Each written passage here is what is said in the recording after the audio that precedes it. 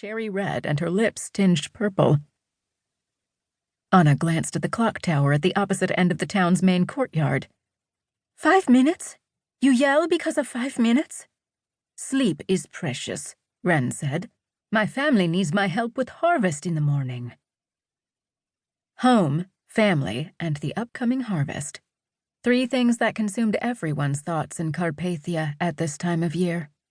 Wren's sour mood had more to do with lack of sleep from her dusk to midnight shift than from Anna arriving a few minutes late. Wren had little ones at home. The pay for her work by the tree likely helped feed her family, but taking the night shift left her an exhausted mother. Well, I'm here now. Anything I should know? She asked as she reached her hand to touch the tree so that Wren could let go. Having a witch keep constant contact with the tree hadn't always been necessary, but over the last 5 years that Anna had been a tree guardian, it seemed to be more and more important. No change. The eastern root system is still weak, but other than that... Wren trailed off as she shrugged and turned to leave. Anna craned her neck to look into the canopy of the tree. As an earth witch, she could sense the composition and health of plants and animals. With her hand on the trunk, she listened to the tree and studied the canopy.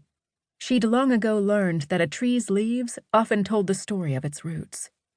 In the low light, she could just make out the way the leaves seemed to hang limp on one of the large lower branches, browning and curling in on itself.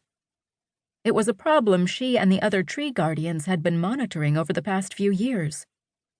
No one knew for certain how long ago the decay had started, but there seemed to be a direct connection to the decline of the tree and the attacks witches had faced over the last few years. First, the Great Purge of Morte Straga, and then the ugly slave trade in Spezia that targeted witches and prevented them from accessing their magic. Both seemed to have affected the tree.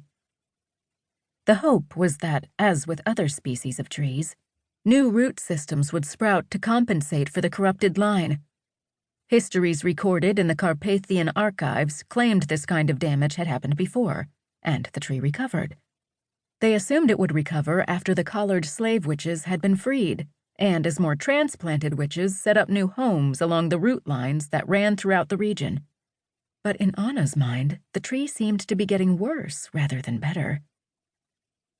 The mother tree hummed with its usual energy as Anna dropped down with her back pressed to the trunk. Her patchwork skirt spread about her as she used her magic to mentally reach out to the tree. Like a surgeon might examine a patient, she tested the bark, asking it to tell stories of the struggling roots below the earth. While she did this, she simultaneously combated other worries vying for attention in her mind. Worries for Nana Hazel's poor health, her family scattered around the lingering sea region, and dozens of other little chores that needed her time and attention. In Carpathia, the mother tree might be her first occupation, but so many others in the town looked to her for help. She spent most of her time saying yes to anyone who asked a favor. "You have so much energy," someone would say, and "You don't mind helping, do you?" others would ask. And the truth was, she liked to feel needed and knew she was strong. She could do the many things others requested of her, so she simply found herself saying yes to everything dropped in her lap. This trail of rambling thoughts reminded her of the basket of sheep's wool she'd brought with her to the tree. She'd promised her friend Vitara that she would spin the wool into yarn, since the older woman was behind, and Vitara's little ones were in need of new caps and mufflers for the approaching winter. Anna wasn't known for her knitting. It required too much concentration for someone as scattered as herself. But she could perform the mindless task of drafting and spinning easily, even if at the moment she was meant to be giving her attention to the tree. She lifted the drop spindle with her back set firmly against the trunk. She focused her thoughts on the tree while gripping the drop spindle, and after drafting a bit of wool, looping it around the spindle hook and twisting. She parked the spindle between her knees and drafted more wool to repeat the process over and over again, until the line of yarn was long enough to wrap around the spindle stick.